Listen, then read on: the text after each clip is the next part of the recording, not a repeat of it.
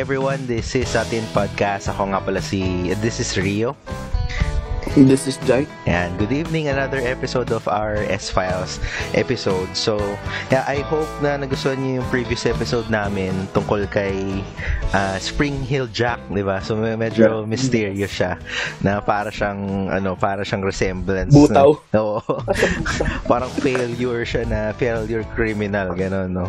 So, yeah, from legendary or from legends, from mystery, punta naman tayo siguro sa medyo in reality na cases.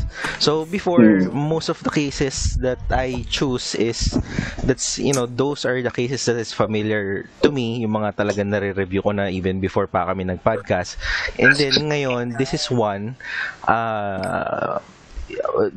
of the things na nire-revisit ko once, every time na nanonood ako nag-binge watch ako ng mga documentaries na gusto ko. So, the story is the story of a kid.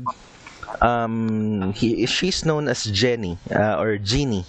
So, hindi siya yung sa Blackpink si Gennie, kasi Gennie it's not her real name. The reason why she's called as Gennie because yung sa ordeal niya, para siyang from the lamp, lumabas siya sa lamp, di ba? Parang ang tagal-tagal niya sa lamp. So technically that's not her name. So pero yun nga yung AKA niya kasi technically minor pa siya talaga nung that's why the name is because she's a minor. Tsaka bawal para din sa welfare ng bata, 'di ba? Once she's ready to meet the civilization, kung ika nga, 'di ba? Meron siyang anonymity kumbaga. So hindi siya yung parang celebrity na yung the girl who been killed. Parang gano'n. May ganon. So merong ganon. So I think in every type of cases naman, even if it's like murder or any other cases, basta it's involving a minor, laging merong yung pangalan. So si Jenny, she's not different. I mean, this is an unfortunate event. There's from all of the sources that I reviewed, very few lang yung nagsistate ng background ng father niya. Besides the medyo loner yung father niya, so she's what name ng father niya is Clark Wiley. So yung family nila is composed of her father, mother, older brother, tapos si Gennie, which is yung youngest. So si Clark Wiley, he's a bit odd. Yun nga, medyo loner siya. And then as we discussed wait lang yun. Saan pa sa States ba to? Sa States siya. I forgot yung exact state na ito nangyari to. Pero it's the same as other stories na nare-review natin. Merong event sa buhay ni Clark Wiley na after that happened, which is his mother died. Doon na nagma-manifest yung mga ganitong medyo aggravated na siya, ganon. So yung treat niya sa pamilya niya is different na, so ganon. So it started there, and then technically si Gennie, kasi na Gennie, si Gennie, ever since she was born, talagang na siya, her dad thought that she's retarded, parang siya, special kid siya kasi she doesn't respond properly as a normal kid. So yung dad niya, instead of taking care of her properly, instead of taking care of her properly, na lang siya, kinulong niya lang sa kwarto. So napaka-shortcut nung niya, nung resolution niya para do sa problem. Which is ang hirap. I mean, if you would think na meron naman ng mga welfares, di ba, meron namang pwedeng makatulong sa kanya or whatnot, and yet he still chose to just medyo nga may pagka-criminal na yung idea niya neto. So Eventually, kasi we're talking about a huge amount of years. Eh. The total amount of years that Ginny was, was isolated. Actually, 13 years. So, yung 14th year, dun siya na, Tagal, no? dun na siya Ilang na, taon siya nag-start na inano? ever since na conceive siya or hindi naman na conceive na pinanganak siya. So, Para pala tong pre, uh, yung movie ni Brie Larson. sino oo. Yung Actually, hindi The ko, Room ba yun? hindi ko matandaan yung movie niya noon eh. Pero I think meron nga movie na isolated din siya. Ano bang title noon? The Room ata yun? Hindi The ko sure. Room. Pero ang Oo. nangyari naman doon, inabduct siya. Oo. Tapos, doon siya kinulong lang sa isang room. Tapos, nabuntis siya. Then, nanganak siya doon sa room na yun. Oo, meron ding ganun eh. Meron ding, I think that's somehow influenced by another true to life story na medyo mas morbid naman yun kasi parang yung tatay he impregnated her daughter na kinulong niya and then yun nga nanganak so basically may sister sila so it's almost the same pero this one fortunately I mean sabi natin yun lang yung term nating malalaman di ba wala naman sexual assault na nangyari hindi naman siya na impregnate nung dad niya or nung brother niya or ganon. So, wala namang ganon. So ganon, 14 years. Matagal siya. Actually, 13 years. Pero sobrang tagal niya kung isipin mo as a human. Tapos, critical pa yung time na yun eh. Kasi from being a kid, parang to teenager, parang yan yung diyan ka natututo eh, di ba? Parang you know colors, language, di ba? Yung connection mo sa tao. So, wala yun lahat sa kanya. So the reason why she was discovered is one time yung mom niya si Mrs. Wiley na lang yung tawag natin. Ano siya kasi may cataract siya eh.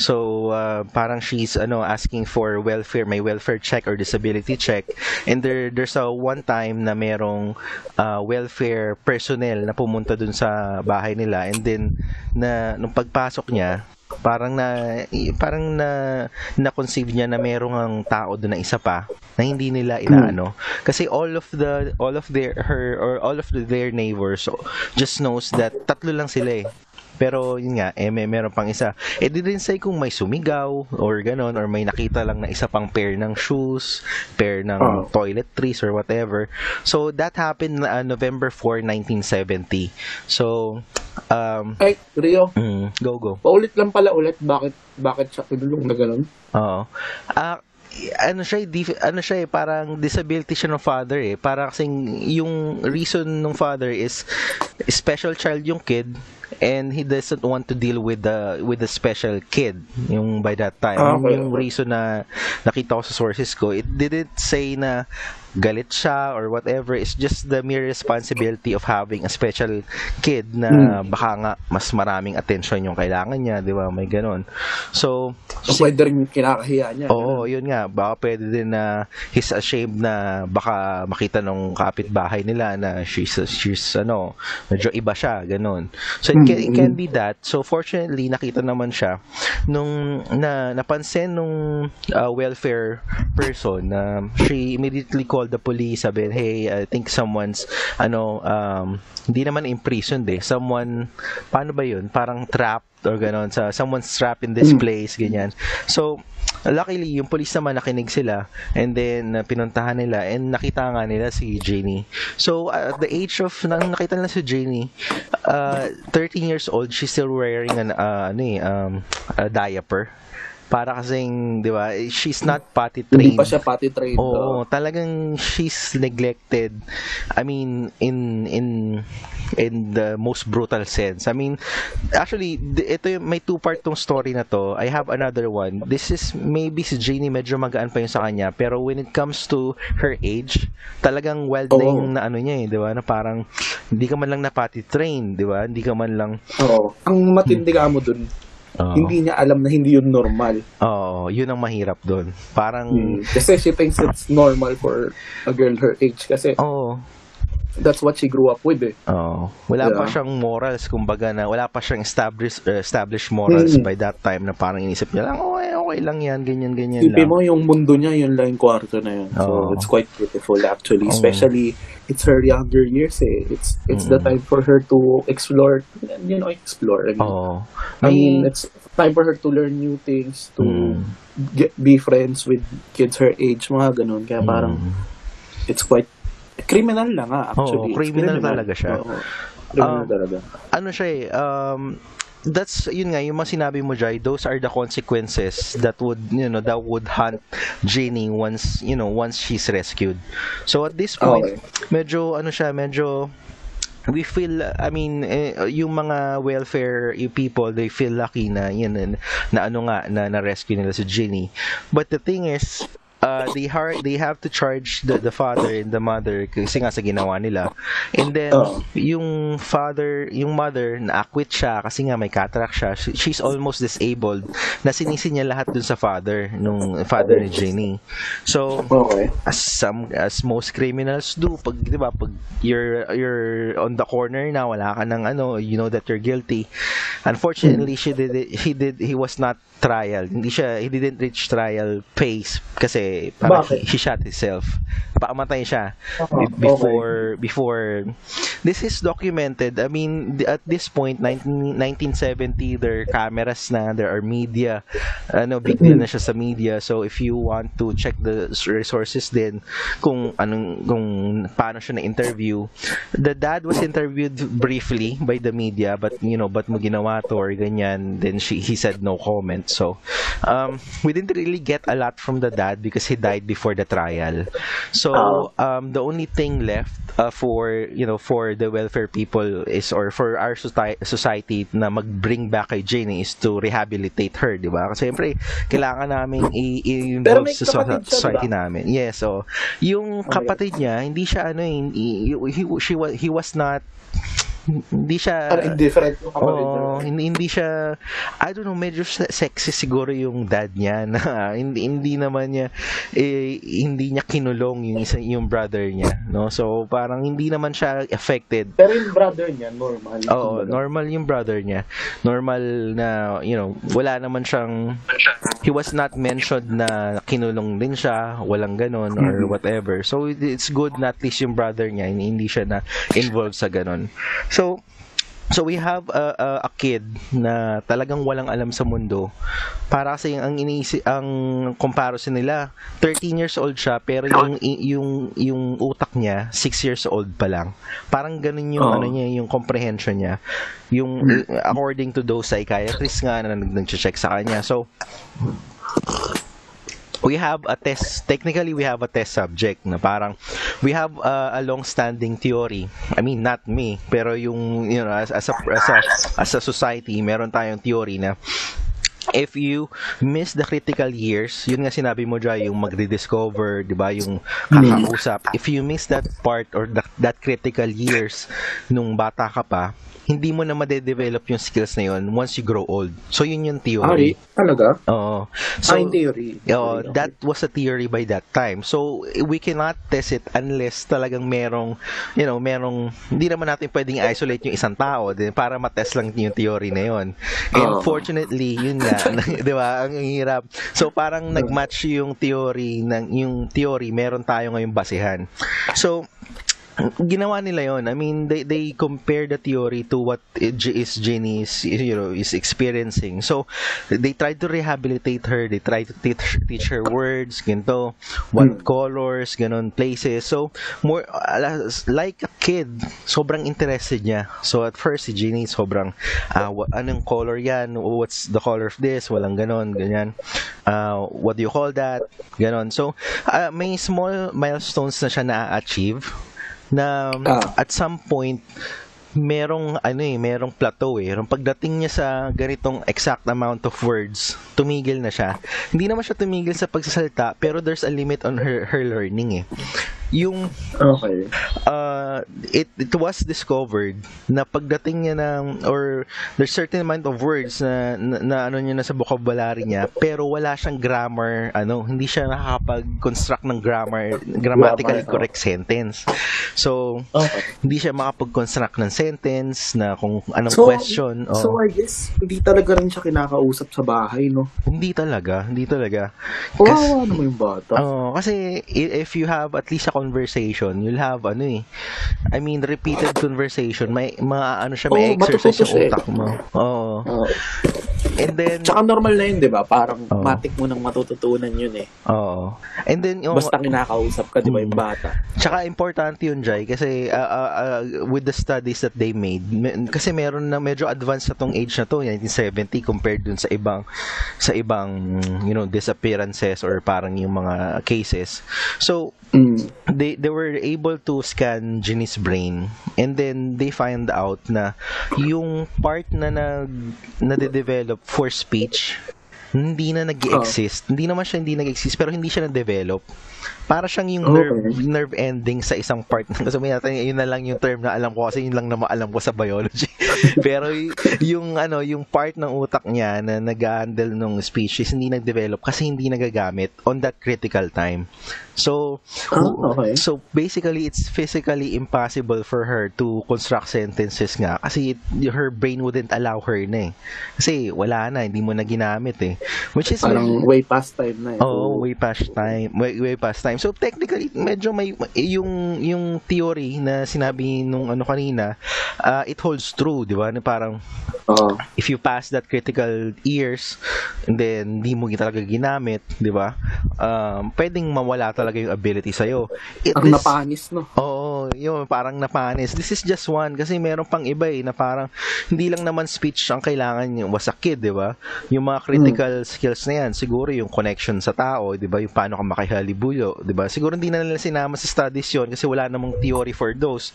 Pero this is the fact na, ayun nga, hindi nga siya nagamit. Which is medyo amazing sa utak, no? Parang pag hindi mo siya ginamit in a specific amount of time ng critical years, Nag-deteriorate pala siya. No? Nag-deteriorate siya. Actually, naisip ko, pwede pa rin siya mabuhay ng normal, pero dami palang repercussions na nangyari sa kanya. Hindi pala siya sobrang simple lang.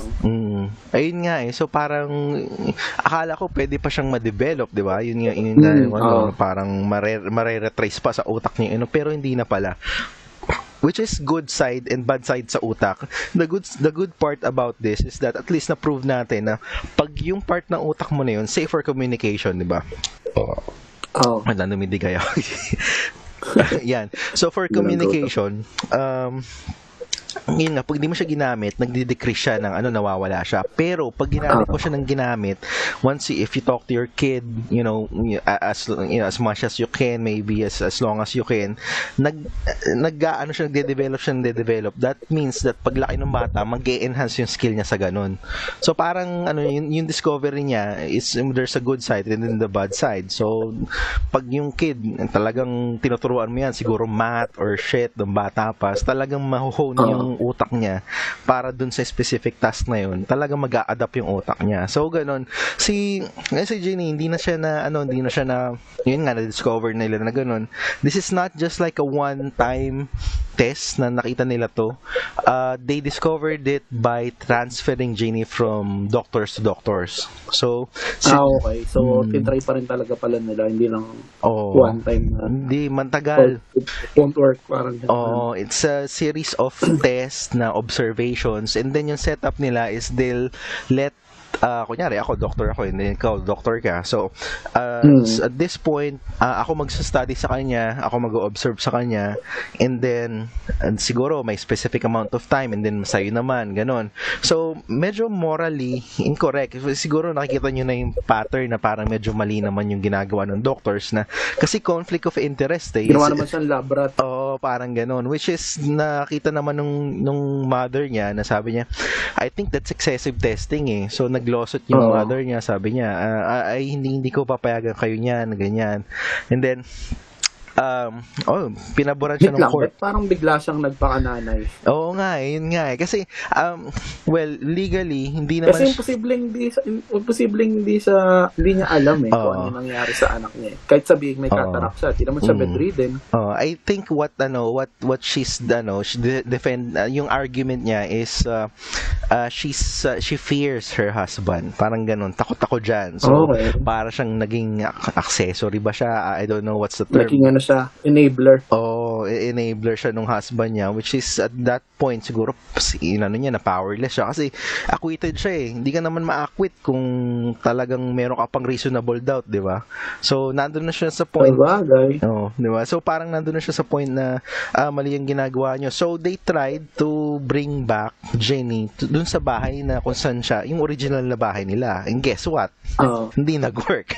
Kasi 'di ba, parang yun Siyempre, yun yung ano nila, yun yung parang alam mo yung trauma mo eh, 'di ba? If you're trying to get away in a traumatic experience as much as possible, you want to go away from it. Go away from that place that would help you remember that experience. At saka iba kasi yung ano niya kasi she's different eh. I mean, in a normal person siguro sabihin ko, okay, umalis ka dyan sa place na yan ng mga 3 months and then balik ka dyan para malaman mo naka-move on ka na, di ba? May mga ganun eh. Parang you have...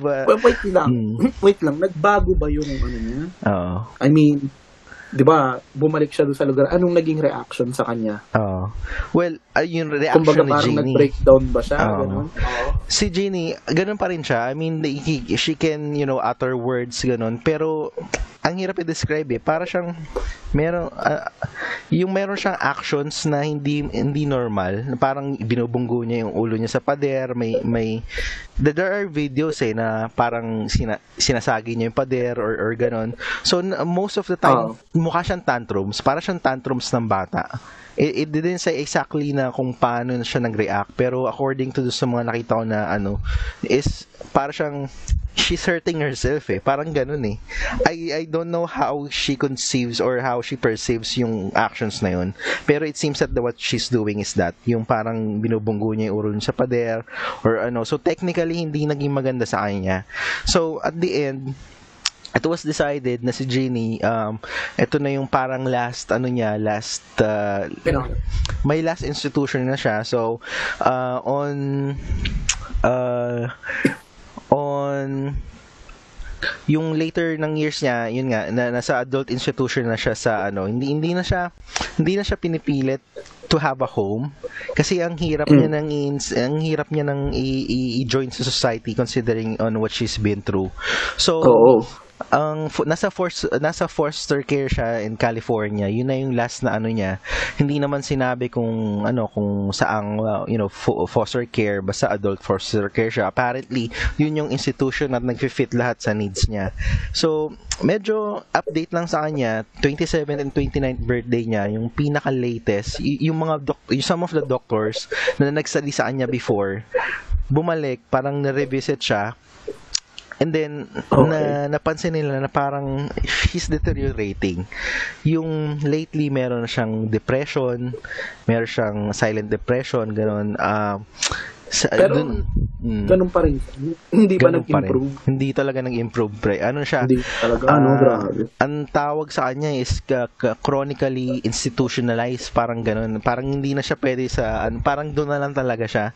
Doon na lang siya nag-fit sa ganung setup sa foster care. Kailangan talaga na niya ng kumbaga, dependent na siya doon.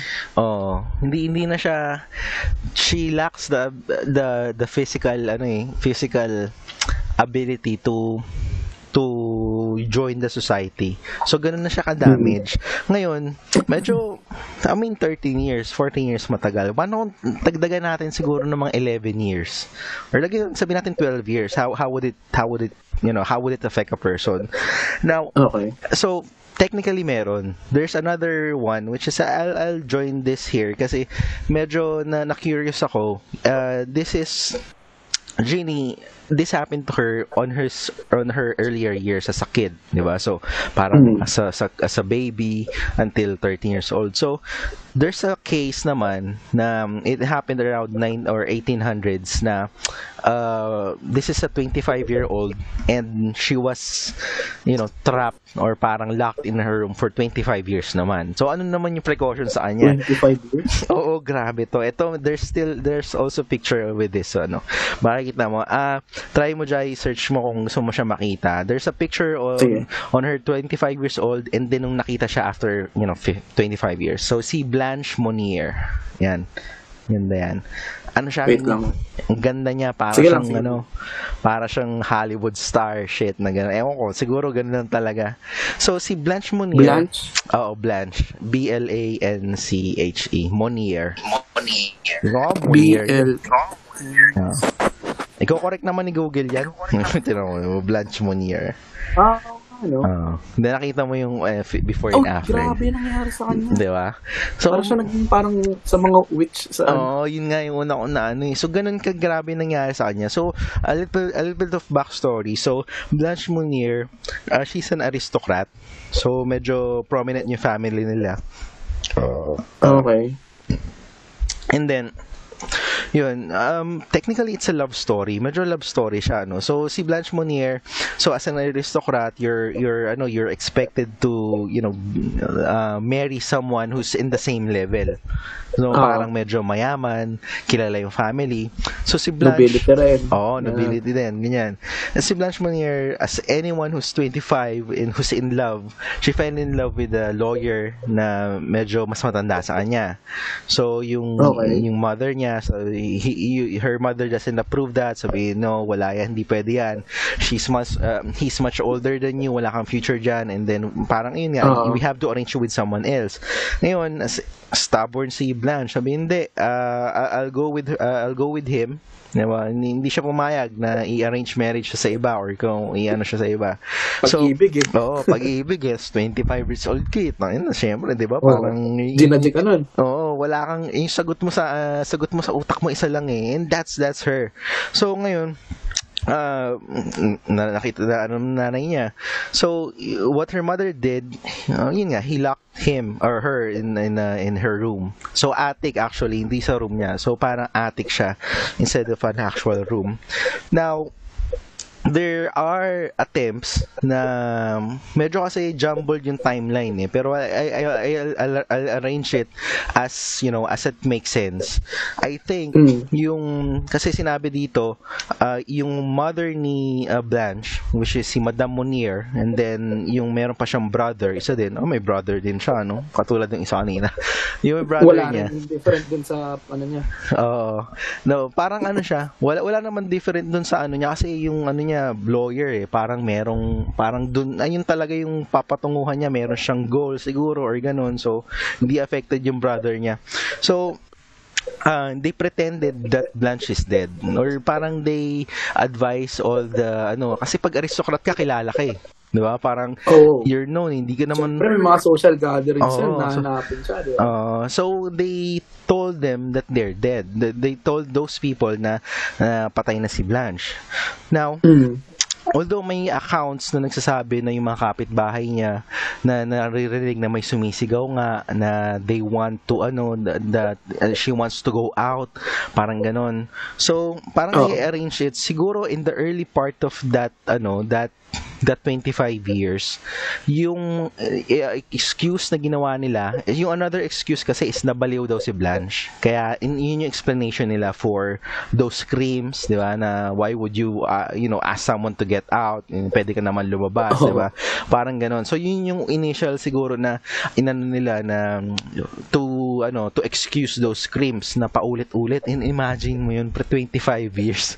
25 years, kaya pala siya naging ganun na itsura. Ganun na siya. Tapos, yun. So, in-excuse nila, initially, nabaliw siya, and then eventually, namatay. Ngayon, namatay siya in captivity? Hindi, sinabi lang nung parents niya, tsaka yung nung mother niya and then brother niya. Parang sinabi lang sa mga kakilala nila na patay na si ganito, ganyan. Huwag niyo na hanapin, ganon. So, one day, Okay. may nagtawag dito, nag-send ng letter sa local police or sheriff station sa kanila. Ngayon, ang sabi doon, si Blanche Monnier, parang she's still alive, parang you have to go to this address, parang ganon, and then parang dinectate doon na nandun pa nga na she's still alive. Now, curious yung police kasi alam nila patay na si Blanche kasi that's what her mother said na patay na siya. So yung police, they went on the house, tapos doon niya na nakita yung picture na yan. That's the first picture that they took nung nakita siya in her house, na it's the first or the initial reaction ni Blanche nung nakita niya yung mga police. Kasi, I mean, tagal niya nang walang di ba? Wala pa siyang interaction eh. Una niya nakita yung police, what she did, tinago niya yung sarili niya sa pillow ba yun? Or basta yung sa higaan, parang tinakpan niya yung mukha niya, parang she cannot believe it na ganon. So napaka-horrid Paano she cannot believe it na may magliligtas sa kanya? Parang hindi na siya sanay sa ng tao, na parang may iba pang tao na kakilala sa kanya. So parang nagtago na lang siya. Na parang kasi ikaw, kunyari, ako na nakulong ako, tapos may nakita ako ng ibang authority na, di ba? Parang magsasaya ako, yes, tangin, di ba? Parang gano'n. Parang masaya ka, di ba? Yung reaction niya, medyo opposite. Medyo nagtago pa siya. Kasi hindi niya, ayun nga, medyo, I mean, hindi na siya normal, kumbaga. So, pagka ng mga police, medyo horrid na yun. Sobrang horrid nung place. Eto, si Gennie kanina, meron siyang diaper, 'di ba? Meron siyang, although hindi siya potty trained, meron naman siyang, kasi pag may diaper ka, hindi mo naman pwedeng iwan lang yan diyan. So you have to take it out, you have to replace it. Si Blanche wala siyang bathroom, wala siyang ganon. So technically, ganon? Ginawa talaga siya, parang binaboy talaga siya. Kasi what they saw on that room is yung feces, yung excrements ni Blanche. May food, may rats, lahat kung gaano ka-horrid. Tapos in-describe nila yung smell na sobrang ang hirap daw mag-work.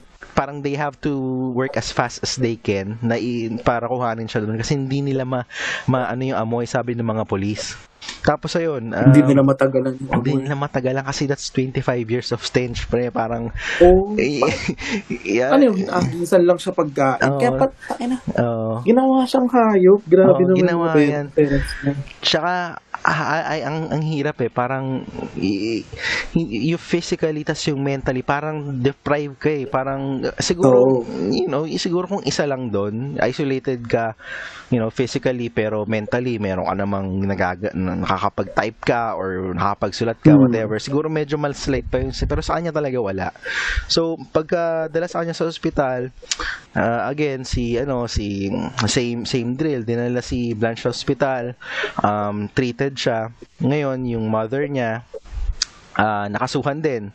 So, but before matrial nga lang si Madam Monnier, she died 15 days after niya ma-arrest. So, parang hindi na rin nag-reach doon. So, the only one left parang to blame is her brother. Ngayon, yung brother niya, being the lawyer, he was initially sentenced for like a year and a half in prison kasi hindi naman siya yung mastermind so parang medyo light lang sa kanya. Ang mabigat talaga na sentence is sa mother niya, which is unfortunately patay na. So knowing the lawyer that he is, yung justification niya or yung excuse niya, Blanche is crazy talaga. That's why kinulong. Actually hindi niya kinulong Ang argument niya, pwede siya Blanche is crazy to the point na she's free to live all this time. Yun yung claim niya, which is, di ba, parang the claim itself is crazy, di ba? Parang I mean, I don't know. Tsaka pinalabas nilang patay niya Oo, di ba? May attempt na nangyari, di ba? So, may attempt na sinabi nila na patay na. So, may cover up na nagalawan. Pero, that's the part of the story that medyo nakakatakot, or even more nakakatakot, that I view it this way. Parang this is just my imagination. It's not part of the sources or whatever. Sabi natin 25 years siya na or 25 years yung entire duration niya na nakulong siya, 'di ba? And then on that fifth year, sabi natin 1 to 5 years pa lang. And then, na-realize ng mother niya, sige, I think I'll let you go na. Sige, lumabas ka na or whatever. But by that time, baliw na siya. So, all the rest of the years, parang hindi na siya talaga lumabas kasi damaged na siya as a person. So, I don't know, it's just my thinking. Pwede. Kasi, parang may isip niya, puta, malamang kasi, syempre damage na rin yung pag-iisip niya nun dahil takot na siya sa tao eh. Di ba? And then supported siya nung mga diagnosis kay Blanche nung na hospital na siya kasi she was diagnosed with schizophrenia na. Ito legitimate na meron talaga siyang nung na hospital siya. So may schizophrenia siya, meron siyang corpilia. Ito, di ko to alam itong mga Tapos meron pa anorexia nervosa. Wait nga, meron pang itong, gusto kong makita anorexia nervosa. Kasi pag anorexia, parang ayaw mo kumain, di ba? Anorexia. Ewan ko anorexia nervosa kung ano. Para siguro yan, parang takot ka sa pagkain. Wait lang, anorexia nervosa. So, refuse, intense fear of gaining weight. Ayaw niyang tumaba. Ayun nga, anorexia nga. Anorexia nervosa. Parang ganun din. Nilagyan niya lang ng nervosa. So, baka yung full term. Yun siguro. So, ayun, medyo unfortunate siya kasi 25 years, di ba? Parang 25 years of your life. That's 25 years of Christmas, New Year, lahat ng holiday na times 25 mo wala kang kausap or it's 25 years tangina. Di ba? It's sad. Pero siya later ng years na siya, no. So it just proves na in extreme isolations hindi talaga nag-work yung there's no form of isolation na talagang mare-recover mo pa yung tao. I mean, people are meant to be social talaga eh. I mean, hindi talaga natin pwedeng ito 25 years kasi 25 years old na siya nung nakulong na-lock in siya. So basically lahat nakalabas siya 50 na siya. Yung critical, learnings niya nandun na, marunong na siya magsalita. And yet, pagkalabas niya may mga disorders pa rin siya. So yun nga, yung as humans talaga, we're mainly social. Hindi talaga tayo pwede. I think in any form naman, 'di ba? Kahit yung Satin pa lang, yung parang kunyari, yung quarantine pa lang, di ba? Hindi ka pwede lumabas, hindi ka pwedeng ganon. Yun nga, ang hirap na Tapos, this kind of people, parang they have to go through na hindi ka lalabas talaga for this amount of years. And ito pa yung masama kasi they don't have a perception on how much time they would spend. Kasi si Blanche, all this time, on all those 25 years that she's there, she didn't know how siguro she's just thinking na mamatay niya siya doon. Kasi hindi naman siya nagsulat ng letter, di ba? Parang meron lang good Samaritan for somehow na siguro kasi may mga nagtatrabaho din doon sa mansion nila. So parang siguro baka narinig or ganun. Tsaka parang iniisip niya, wala na, malabo na ako makalis dito, mamamatay na ako dito. Di ba? It's even more harrowing na. Kasi 25 years. Diba? Ang hirap. It's hindi ko siya makomprehend as a person, and then it's highly tapos to think na yung nag-abduct pa sa'yo is yung parents mo, di ba? Parents mo. Parang ilang adat yung kakampi mo lagi, di ba? Tapos ganun. So ito yung two cases na parang it just caught my eye na it's two different timelines ng buhay ng tao. It's an early part and then a later part, and then they're exposed on almost not exactly the same, pero similar na premise, na unfortunate premise na ganun. So, ano bang maano mo dito, pre? Parang minalas sila sa sa pagbunot ng Oo, sa di ba? lottery ng pagkakaroon ng mabuting magulang po Oo, siya. parang ang hirap niya eh.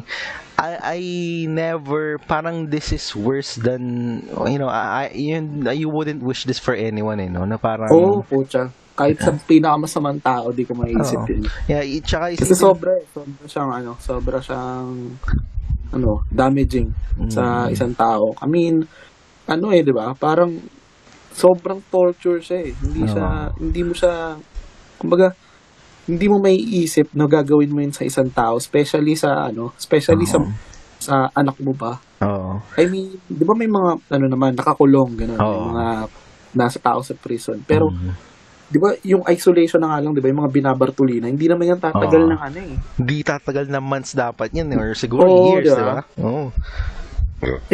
And, isipin mo, 25 years. I mean, even people in prison, even the most hardened criminals, hindi Oo. naman, may rights pa rin eh, kumbaga. Mm. Oo. May rights Parang, pa rin. Hindi mo sila parang papabayaan mo ng gano'n, hayaan mo oo. lang magkalat sa sarili niya. Oo. Yung nangyari nga dyan sa pangalawa kay Monier, Oo, Blanche na Munier. hindi man lang siya yung thesis niya, doon na lang, di ba? Oo, Parang grabe. nakakaawa eh. Iba talaga. Just parang isipin mo yung mga, yun nga sinabi mo, yung mga prisoners, di ba? Some Oo. of those na sabi natin may cases sila, maybe they killed someone, di ba? And yet, we grant, or our society grants them privileges na pwede ka tumae, di ba? May ganyan, may Oo. ganon. Pero, they still, they can still eat like 3 times a day siguro, Times di a ba? day, oo. Oo, makakalabas ka pa, makapag-inat-inat ka, makakita ka ng araw, ganun. Siguro, Tsaka, I mean, those people in prison still interact with like the prison Oo. guards, gano'n. Mm. Kahit papaano, di ba? most, I mean, maybe they have like 30 minutes of sunshine, gano'n Oo. siguro. I'm not Mm. sure. Pero, I mean, compared to what happened to these people na Oo. wala talaga, as in wala silang kausap. Oo. Parang po siya, mababaliw ako nun. Medyo siya, Diba? pre. Merong, nung pagkapasok nila sa ni Blanche, ang nakalagay dun sa wall niya, may nakasulat na liberty.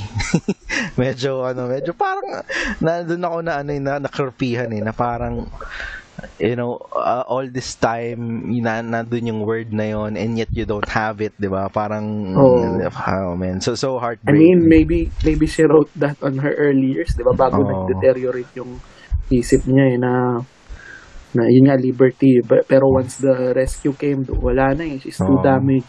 Damaged na siya. Nandun siya sa point of no return na wala. Namatay ba siya after she's been let out? Ano naman siya, parang she lived, kasi 50 years old na siya, so technically, hindi naman, eventually she would die, pero she didn't die for complications or whatever, parang she died with the old age, in around Okay. 12 years So, pa. she still lived her life. 12 years pa siyang Sa nabuhay, mga- bago siya, she peacefully died sa institution, kasi she can't be left alone, kasi nga, with her, trauma na siya. So, yun, sa France, she died peacefully, 1930 na siya namatay eh. So, ayun. So, around 1876 pa yung yung cap, yung mga events na yan. So, medyo matagal. Hindi naman medyo, sobrang tagal talaga. So, ayun. Maganda yung, gusto ko lang yung topic kasi it discusses yung development na ganon. There are other cases, the feral child, medyo iba na siya eh. Medyo more on... mga feral child, iba naman. Mga criminal minds na yun, di ba? Mga ganun. So, ayun. I think yun na yung episode ko. And hindi, wala na akong conclusion kasi I think everything's there na din, no? I'll just post yung mga resources ko or yung mga links na para if you want to check your own you do your own research, and then add ko lang I think may isa pang bata na meron pang naman siya parang she lived with the dog, Parang gano'n naman siya Okay. in minaltrato. So, instead of, kukulong siya, she lived with the dog for a certain amount of time. Na around 3 years old siya. Parang may mannerism niya aso eh. Pero she recovered. Ganun. Oh, she Parang yung sa recovered. mama. Oo, parang ganon. So, she recovered. Actually, yun, try nyo lang search yung feral child sa YouTube. Meron dun na ganon. Kasi maiksi lang yung story niya. I mean, it's not Feral child, okay. Yung parang feral pala. Akala ko yung feral na parang wild yung bata. Oo. Gusto niya saktan yung kapatid niya. Akala ko yun yung sinasabi. Meron ding ganon. Pero ito yung feral child na to is parang she lived with a dog or yun yung dog yung niya, yung parang main teacher niya kung paano yung mag-communicate. So, ganun. So, parents niya rin nagkulong sa kanya niyan? Oo, parents niya rin. Pero siya mga 3 years old siya. 3 years old siya na don't wanna deal Talaga with namang you. parents of the year. Oo, mga parents of the year tong mga to. Ayun, salamat. Thank you sa mga nakikinig. Ayun na, Jai. Okay na ba? Wala na. Okay na. Okay, Ay, naalala ko lang, madagdag ko lang. Kasi di ba parang yung sinasabi kong movie kanina, yung kay Brie Larson. Oo. Ano Yung nga ba parang inabduct siya. Kaya ang nangyari is, yung matagal siyang nakulong doon, tapos then ni-rape pa siya, kaya nabuntis siya, gano'n. Then na-rescue sila. Pero ang parang naging naman sa kanya doon sa movie is parang dahil sa sobrang tagal niya doon sa sa isolation, parang nandun na yung buhay niya. Nung lumabas siya, namimiss niya yung loob. Oo. Parang kasi nasanay na siya na ganun eh. Oo.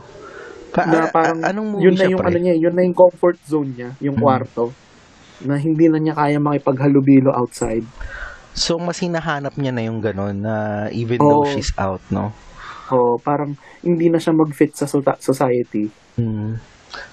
Maganda yung movie na yun. Alam ko nanalo si Brie Larson nun ng Best Actress ata. I'll try to look it up. Pero if you'll think with the same premise kay Gennie, no? Parang I don't know, would she feel the same kaya kung binalik siya actually binalik siya dun, di ba? Pero hindi naman niya hinanap. So medyo iba-iba siguro. I guess kasi unang magkakaroon sa yun yan you'd have trust issues kasi it's your family, so it's the people that most of us would trust the most, di ba? Kasi it's family and then you'd be thinking na if my family did this to me, what more can other people do, di ba? Strangers, di ba? Parang hindi mo naman. Kaya it would be hard for someone to trust anyone kasi you've been through hell. It's a literal hell actually. Pero I think there's still other cases na mas that would make your stomach churn. I think you're familiar with the Japan case yata yun, Jay, yung parang yung babae. Yes, so siguro tinorture siya. We'll try to siguro i-include din yun. I think kailangan siya eh. Tsaka kailangan siyang sa ganito kasi parang awareness na rin, di ba? Parang for educational purposes na rin kung paano yung psyche ng mga tao or how the government works or whatever. So, ganun. So, ayun. Actually, wala pa tayo next na topic, di ba? Pero, sige, i-update na lang namin kayo. So, normally kasi we're trying to notify kung ano na yung mga next topic namin. So, ayun na yung episode namin ngayon. Thank you, Jai. And wala pa si Jay. Medyo nihintay pa natin yung availability. And then, for now, kami muna. And then, yun, thank you for listening. Have a nice evening. And, pa-follow kami sa Facebook and Spotify. Thank you. Good night. Yes. Yan. Good night.